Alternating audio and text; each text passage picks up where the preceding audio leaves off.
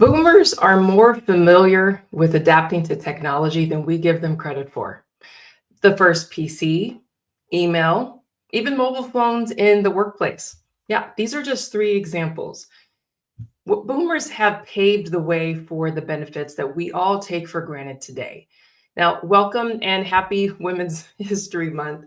Welcome and happy Women's History Month today. I'm Christina Green, generational translator, speaker, and founder of Cardigan Careers.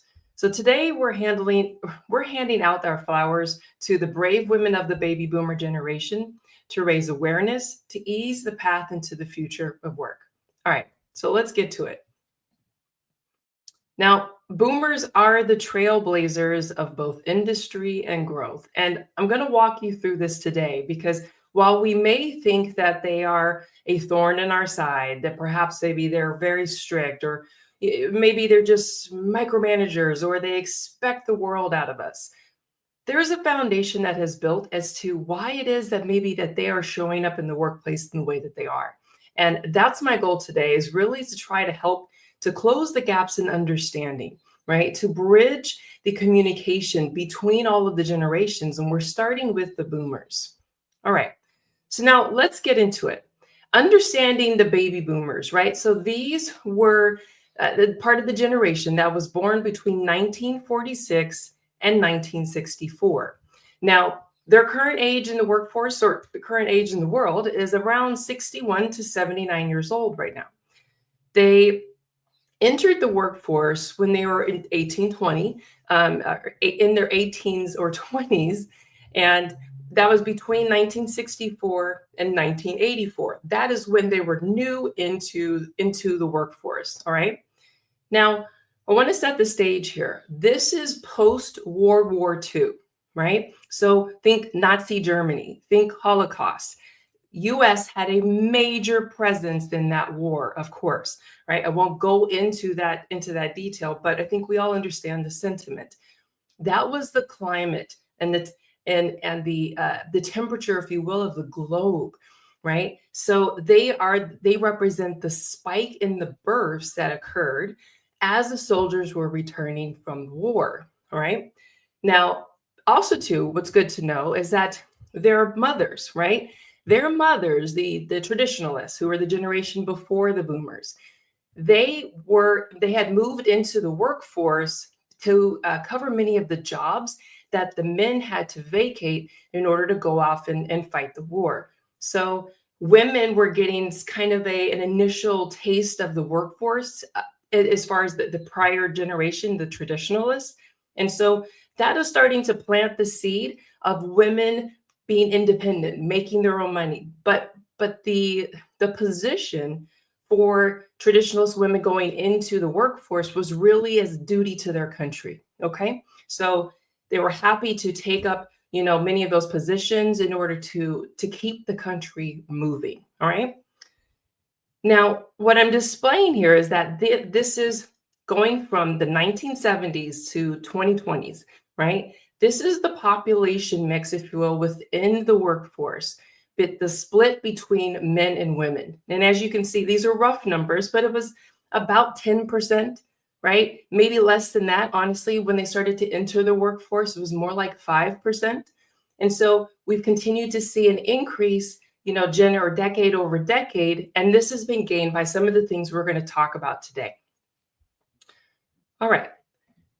So why do I care so much about generational dynamics? Well, I've witnessed firsthand the impact that the miscommunication between the generations can cause. I've watched the unintentional discrimination that happens between the generations and how that hinders careers and really stifles people from growth and development. And also too, I'm a Gen X leader and I've made a ton of mistakes, and I've also too learned from them. And one of which was that we are our best when we work together towards a future that is inclusive of all the voices, that is across all of the generations. There's not one that is more important than the other. And in fact, they are actually all very important when we consider about what the future of work is going to look like. All right. Now, in order to understand the baby boomers, we must first understand the climate, right, that they were born and raised in. So, all right, I've already given you some information about what was preceding their births, right? So we were coming out of World War II, and their parents had experienced the hardships, right? They had experienced the Great Depression with 25% unemployment rates. All of this had happened. So I want you to imagine this, put yourself into this position, into this climate of where the US at least, right? Where we were from just a temperature perspective. So they also too, the boomers were being born while there was an awful lot of transition that was happening in our country. You were seeing the desegregation in the military was happening right around the time that boomers were being born. So was the desegregation of education, of schools. So schools were no longer being segregated, or they were, and then there was an awful lot of turmoil, uprising, if you will, within the US about what this looked like, right? So bringing people of different races into the same educational structure, there was a lot to be said and spoken about in the country, right? There also too was the Montgomery bus boycott, right? So Rosa Parks. They all of this was part of their childhood. So while they may not have understood what all of these things meant, this was part of a normal day-to-day movement, right? Because remember, they're being born between 46 and 64, right? So when and also too, JFK was assassinated, 1963. Okay, so this was just before the first boomers were starting to move into the workforce. Also, too, at the same time was the Vietnam War. The tensions in the country were starting to really to boil over for about this 8-year period where people were really upset about our presence in Vietnam at the time. Okay. Also, too, 1968, Martin Luther King was assassinated, right? So this is speaking to the racial tensions that existed in the country at this time. So while we're pointing out the women's history that is along this timeline, you cannot deny the really a lot of the racial tensions that were going on that were also too part of the experience that they had in the workforce, right? What did that mean for positions that they were going to be applying for? How did they exist kind of within the workforce? What was their position? Also, too, at the same time, the first ever Black Supreme Court Justice, Thurgood Marshall, was appointed to the Supreme Court. Right. As we continue, Title IX. Uh, the act that supported the that supported the there will be no discrimination against gender or based on gender in education and in sports. So Title IX really advanced the position of women, both in academics and sports and leadership positions greatly with Title IX. All right. Additionally, so if we're looking at this also too, through the time period that they were entering the workforce, there also too was the highest unemployment since the Depression at about just over 10% in the US. The AIDS epidemic was starting to really start to reach a tipping point in around 1984. We had the stock market crash in 1987. If you're young enough or old enough to remember, the US Challenger spaceship exploded upon takeoff, right? Millions of people watching this, right? So at this time, they're in their 20s or 30s, moving into their young adulthood, and they see the Challenger explode, right? This was a huge shock, not only for our nation, but people watched this on, it was nationally televised, even globally. And also too many people were present, where they were on site. So all of this and so much more that was happening during the time that they were being born, entering the workforce, and establishing their careers and their families. But it wasn't all bad. Okay. There were some good things that were happening as well. There were some advances that were happening within the country. And so that also too, that greatly benefited women. So there was the college enrollment spike. So due to the National Defense Education Act, this allowed or created a pathway for funding for people, especially for men and women, to be able to seek higher education. The Equal Pay Act, which made it illegal for employers to pay women less than men for equal work within the same workplace. There was also to the Civil Rights Act, which was prohibiting the discrimination based on race, color, religion, sex, or national origin. And women greatly benefited from the Civil Rights Act. There was also to Woodstock, right? As we know, peace, love, promoting peace, love, and music and social change. This was held at the peak of the resistance against the presence in Vietnam. There's also to Roe v. Wade, right? So supporting the women's right to choose for legalized abortion. There was the Griswold versus Connecticut, prohibited states from denying birth control to married couples, right? And then later on, just a year or so later, this expanded to all people. And then also too, this one was actually amazing, was an amazing find. I've known this for a couple of years, but it's difficult to wrap my brain around the fact that women have actually only had the autonomy to be able to secure their own bank accounts, credit, and loans for just over 50 years, 1974, okay? So that is when all of this exists within the era of them moving not only from birth into moving into the workplace and also to moving into establishing their career. Now, there were a number of challenges, right? There are a number of challenges that boomer women still faced in the workplace. So one not listed here is the fact that there was certainly a lot of gender bias, but there was a dress code for how women, if they were going to be in the workforce, they had to present with hosiery, with skirts that were a certain length. There had to be a certain height, perhaps on your shirt, right? Even down to the color you were allowed to wear. Think of candy stripers and in hospitals, right? There was this gender norms of what the woman was to present herself, not only in society, but also in the workforce. So a lot of restrictions and details around how it was that women were to exist and be in these spaces. So workplace bias, so they faced that glass ceiling, right? And they were often pushed to lower pink collar jobs. So being secretaries, right? So to doing more administrative work. And there's nothing to say that these positions that exist today, they are primarily actually held by women. That is not to say that these are lower positions, but at the time, these were some of the only positions that were available for them, right? To do more clerical work. They were not included or invited into the strategic discussions in boardrooms. I like to use the analogy that the boomer women really did have to force their way into the door, right? They had to stick their foot into the door as it was being shut on them in order to demand a seat at the table. And when they got there, they left the door cracked for the rest of us, okay?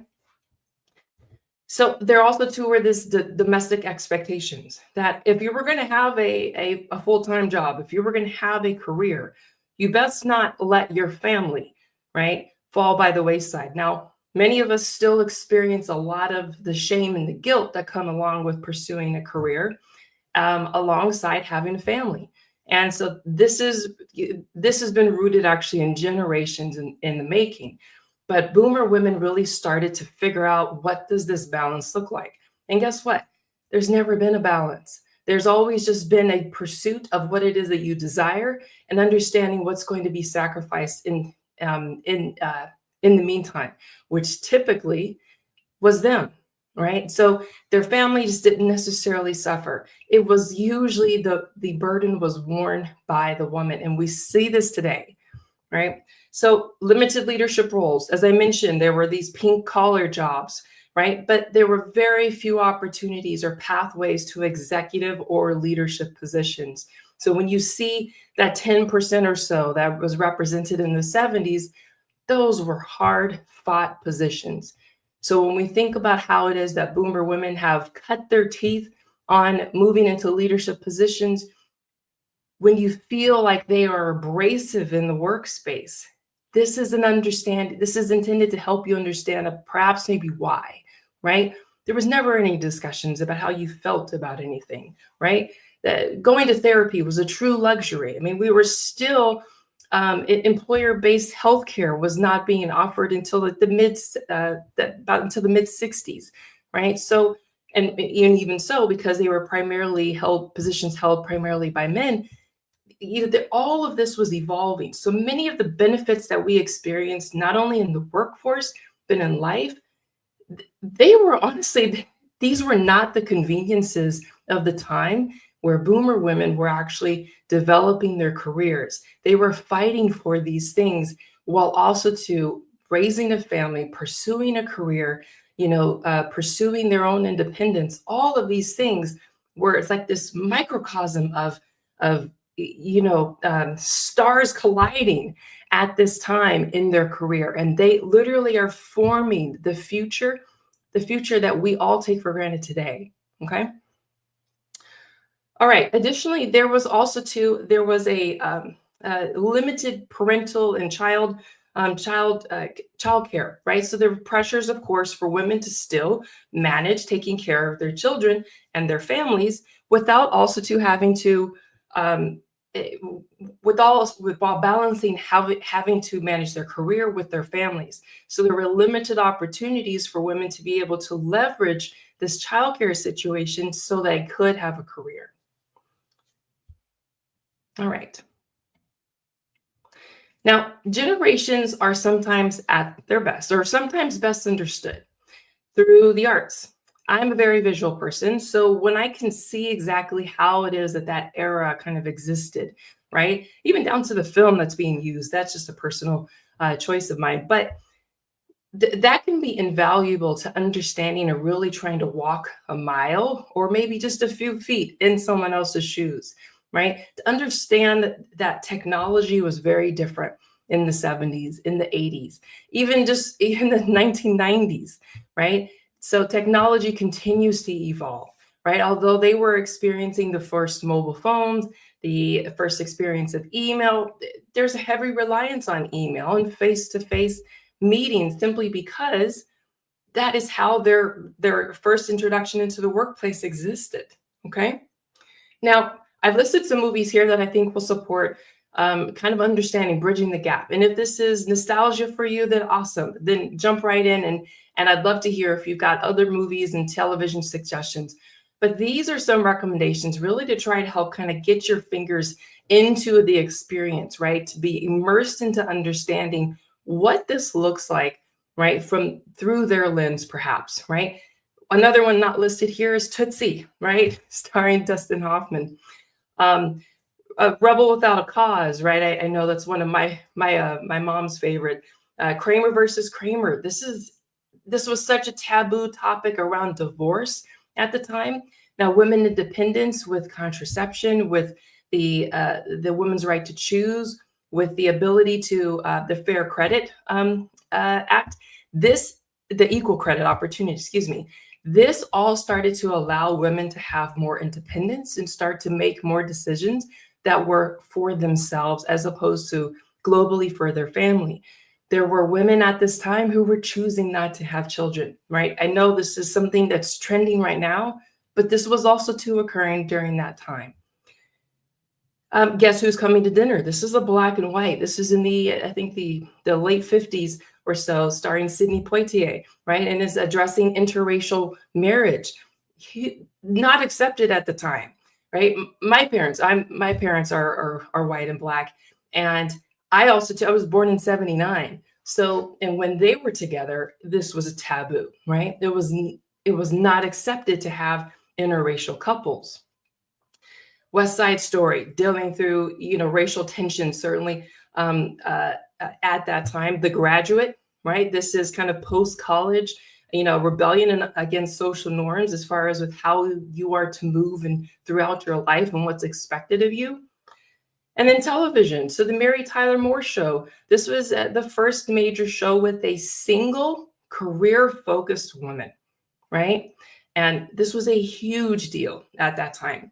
All in the Family, right? So this was kind of like the feminist versus the patriarchy, right? And there was some racial humor in there as well. And then there was Sanford and Son, which was supposed to be a response to All in the Family. And if you watch them, you'll understand how they're kind of working off, or not working off one another, but how Sanford and Son really is a response, a racial response, using racial humor at the time, that was acceptable at the time, in order to really kind of advance our society, our community. All right. Now, boomer women have spent an entire career battling social norms, gender biases, and being underestimated and undervalued. And today is not necessarily much different, right? We see them as still present in the workforce.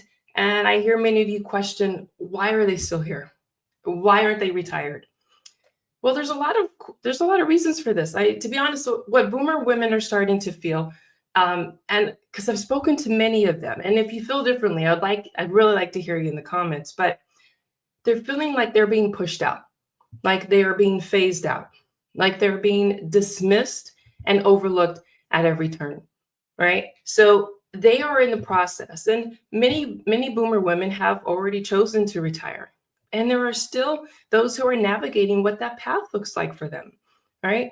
And it's not about pushing them out. It's about helping them to understand, what does that off ramp look like, right? I was speaking with uh, a very dear former leader of mine, who is a boomer, and she was calling out that perhaps she hasn't really even thought about it. She's been planning for retirement financially. That's taken care of. And now it's understanding, because she's worked so long, this is really what she knows. That it's now time to also to develop a social calendar, right? To consider what that looks like when she's done with work, because she may never, right? And it doesn't, retirement looks different for everyone, right? So how do they, they're kind of, maybe they're delaying their retirement because sometimes there's financial needs, sometimes there's a desire just to stay relevant in the work that they're doing, because if they're in healthcare, if they're in politics, if they're in a series of things, right, that they're excited about the work that they're part of. Just because you cross a certain age threshold does not mean that you reach an expiration date, right? So they just have a true passion for the work that they're doing. They're also feeling overlooked in this digital world, where we're feeling like they are being discounted, right? Their experience is no longer relevant to the conversation anymore. And that's just not true, because they originally were the ones who had to start adapting to how the workforce was not only responding to them, but also to how technology was moving in that space. Now, we all get stuck in doing the things that we are very comfortable doing. So it does not mean that they cannot learn how to leverage new technology. It requires, one, using a communication that is relevant to those who are trying to communicate with boomers, finding a middle ground, and using that as a platform as how it is that you move forward. Okay. Now, they can be resistant to the changing workplace norms, right? So culturally, societally, they've experienced many different shifts, right? So to being highly restricted on what they could even just wear on a day-to-day basis, whether or not they could wear their hair a certain way, whether or not they can speak up or say certain things, or to be presumed to have a voice in a space, right? Going from that extreme to today, where there's a lot of language, strong language that would be considered rude and inconsiderate and profanity, right? Many years ago, that now all of a sudden have become social norms. The same way as far as with how people are communicating. Think of emails and meetings versus Slack, and well, we used to be instant messaging, right? So think about how the bridge that we've had to build, that they've had to walk all of this time. right? So there's going to be some resistance there because at some point you become exhausted and having to learn and learn again and learn again and learn something new and how it is that you're going to do the work that you enjoy. Okay. And the generational tensions, right? So they can be frustrated by some of what is perceived to be impatience by some of the generations who are newer in their career, right? These demands for flexibility, for career advancement, at a faster pace, and then maybe this also to creating space for people to really take their mental health as a higher priority. As I mentioned before, boomers were not allowed that luxury to even think about themselves. Remember, boomer women at the time, they were being told what they needed to do, right? This is about your priorities should be your family, should be your husband, should be everyone else before yourself. So there was no time to do a lot of that introspective work to understand how did they feel about all of that, right? And so they've grown along their careers through their lives with understanding that there's no time or space for them to, be open about their feelings, right? So this is about just kind of like, push that down and do the job that you need to get done, period.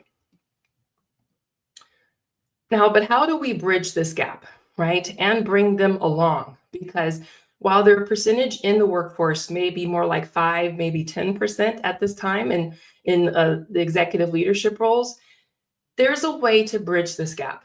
I like to call this the on ramp and the off ramp, right? So this is the off ramp for your career, right? As to how it exists today. This does not mean that you are completely phased out of work, right? But it's acknowledging that there's an on ramp to the next phase, right? So you're pursuing both of them at the same time. But how does this look, or how do we kind of start to take shape or think about our approach to this? One is to, reposition, their value, offering some type of mentorship, maybe success planning. With their experience, they deserve to have a voice and how it is that you're shaping the future. It doesn't mean that they have to control it, but there is value to leveraging their skills, to moving them forward, to helping us understand how it is that we can use the experience we've gained to understand what the future can look like, right? So doing some of that knowledge transfer, the succession planning, so bridging the gap between what has been experienced and understood and what is the path that we'd like to move forward with, and blending those two together. Now, flexible work and maybe a phased retirement, that on ramp, off ramp that I was just mentioning, but also too like returnships, right? There's If you've ever heard of internships, which are typically for those who are entry level positions, new in their career, right? It's intended to be a bridge to, from education into your career.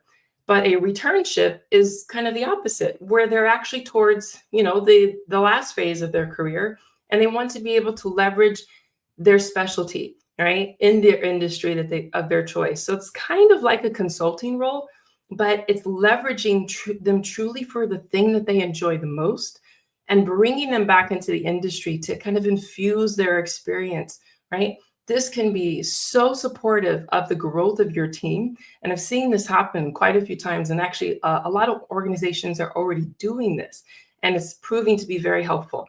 Will it cost you more money? Yes, right? An aged fine wine is going to be more expensive than $2 chuck, all right? So get that out of your mind. Yes, finances are always an issue, but when you choose to take a path without understanding the experience to journey down that path, you're also you're likely going to spend more time, right? And resources in order to journey down or to continue, in order to go down that path.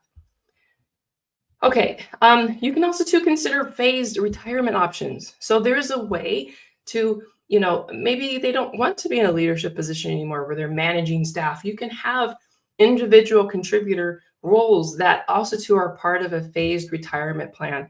Maybe that is from a time perspective, so they're moving from full-time to part-time, right? Maybe they are moving to project-based. And, I would explore this with your HR teams to make sure that there's a way to support them in this process, right? So what does this look like from a benefits perspective? Do you need to rewrite policies, organizational policies to make sure that they can support your teams on the next on their retirement phases, right? That they're moving into with the organization. You can certainly support their tech upskilling, so I like to bridge generations together. So, maybe millennials or Gen Z tend to be really good at some of the new apps. Sure, find a way to bring them together, to find a way where you can bring everybody to the same level playing field, and also to honor their contributions, right? This is their legacy, right? And many times they don't want to let go because maybe they're not quite ready. They're not sure where they exist, what it looks like for them when they look back. Think about Michael Jordan when he retired, right? He moved into baseball and then later came back, right? So what does that look like for you, for your teams, for your staff?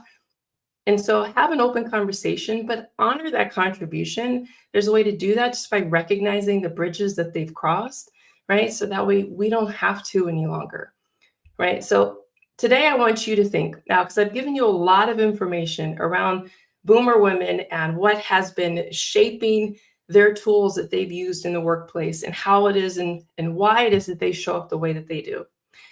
And I want you to think, is there a boomer woman that you think deserves their flowers? Now, you don't have to tell me. You can certainly tag them in the comments if you like, but I want you to take an action and I want you to reach out to them today. And I want you to tell them to share your appreciation with them because they have helped to shape the workplace, even the ones that we complain about today. But we did not have these conveniences without their efforts. So take that action today. All right. Now, if you're ready to start bridging the gaps within your multi-generational teams, then, and turn generational differences into strengths to equip your leaders with strategies that actually work, to future-proof your workplace, and to develop a leadership pipeline. Because guess what? We're all not getting any younger, right? And we all need to have a plan as to how it is that we move throughout our careers. This is how you retain your top talent. This is how you attract great talent, is by understanding how it is that your organization supports the development, the career journey for your employees. Now, this month, we're celebrating Women's History Month, and we're exploring key moments in history where women have contributed greatly to the workplace. Now, if you want a masterclass on employee retention, engagement, and breaking through barriers, you need to study the history of women, right? So join me next week because this today kicked off our series, but next week we're going to jump into Gen X, right? Gen X women, the leaders who keep your workplace running. So this will be next week at this same time. We'll be launching a new live where we're diving into and focusing on the Gen X generation and their contributions, building on what we have with the boomers. All right. So join me next week. Okay, well, that is all for today. And thank you so much for your time and your attention. Once again, I am Christina Green, and it has been my honor. I look forward to connecting with you. Until next time, take care.